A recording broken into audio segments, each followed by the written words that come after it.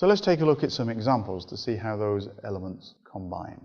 Remember, there are only 3 elements, so in theory it should be fairly straightforward, but it's all this calling of the life cycle methods that can make it a little bit tricky. We've got within the one project 2 examples. So let's take a look at example 1 to begin with. Here we have a tag lib directive which identifies the tag library descriptor. That tag library descriptor, as this pathway tells us, is in the webinf folder, which is within web pages, in the TLDS folder, and there is lecture7.tld, which contains the XML to describe the tags. Come back to that in a minute. And the prefix for that library within this page is going to be L7. There it is, being used as a prefix to a tag. Don't worry about this underlining here in red.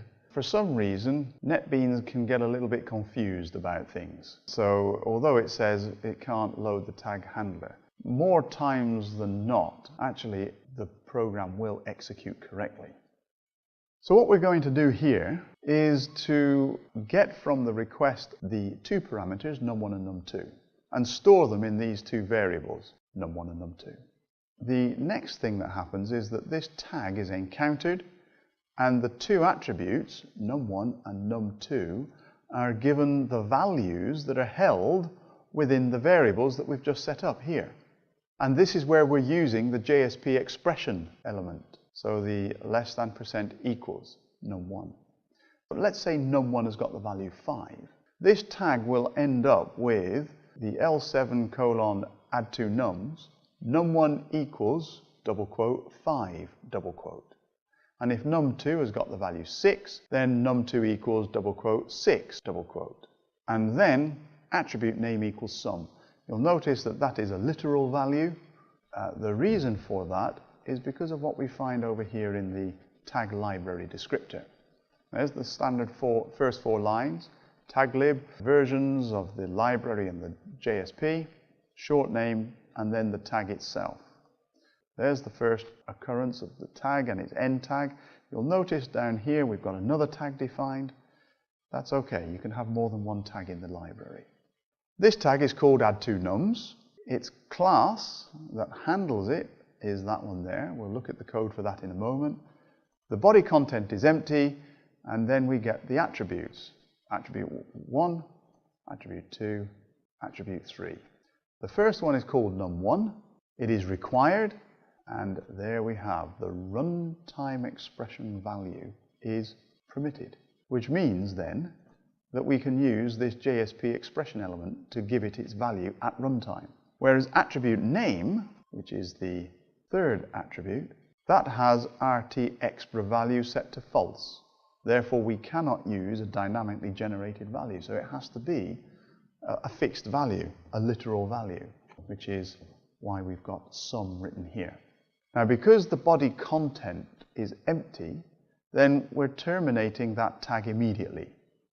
Let's go and have a look then at the class add2numbers tag. We know it's in the package handlers example1, so here we have in source packages handlers example1, and there it is. Now what I'm going to do is, so that we can look at things side by side, we'll just arrange things a little bit here. Back in the tag library descriptor, we have an attribute called num1. There's the corresponding attribute with the appropriate set method. num2 with attribute and set method, and attribute 3 with a corresponding property in there and its set method. Notice set num1, set num2, set attribute name, those are defined essentially by these names here. And all they do, quite straightforward, take the parameter and assign it to the corresponding object level variable. Now, because these are numbers, we need to convert them into integers at some point so that we can use them, because we have to add them together. We can't add them as strings. So why are they set up as strings here? Well, because in the tag, that's how they're going to come to us. num1 equals, and then the double quote, double quote. So they're going to come to us as strings whether we like it or not. Therefore, we're going to have to do some pre-processing. That string, although it's called num1, could actually be anything. It could be PQZ, for example. And of course, that's not an integer. So when in the Java server page, this tag is first encountered, the set methods are called, and once that's been done, the doStartTag method is called. Remember, doStartTag is where we do the pre-processing. We're going to attempt to parse the string num1. And if it does parse okay, then number 1 will end up with the integer representation of that string. And likewise for num2 into number 2. And if both of those work okay, then data okay is going to be set to true. But if num1 or num2 are not string representations of an integer, then parseInt is going to throw a number format exception, which we're catching here and doing nothing really, because there's no point setting data OK to false because it was initialized to false up here. And then finally, we're going to return skip body. We have to return skip body for this one because even if the data is okay, we've still got to skip the body because the body is empty. And therefore there is no body to process. So this doStart method has got to skip body. So whether the parsing works or not, skip the body. And because we're skipping the body, the doAfterBody method will never be called. And so we come straight into doEndTag. There is no body in here, so that's fine. We can skip the body.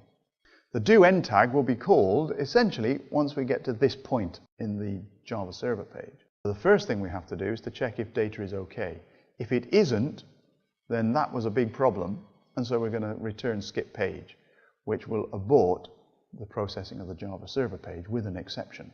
On the other hand, if the data is okay, then we're going to take the integer values, number 1, number 2, add them, store the value in result, and then we're setting up an attribute on the page context that takes as the value a new integer with the value of result, and it will be called, well, that attribute name is a string that came from the attribute here. So the name of the attribute on the page scope is going to be called sum.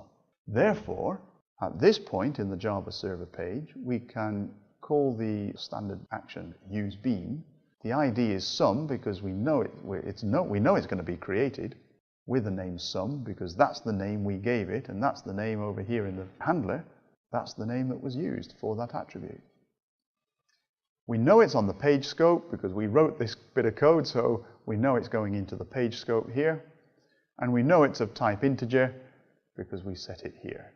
Calling useBean at this point is going to set up a variable within the Java server page called sum. It's going to find the value for that variable in the page scope and will convert it to an integer object.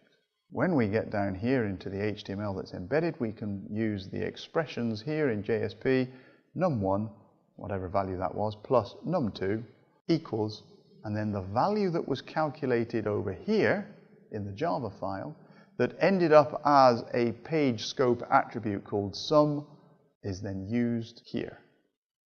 So that's an example of a tag handler with an empty body.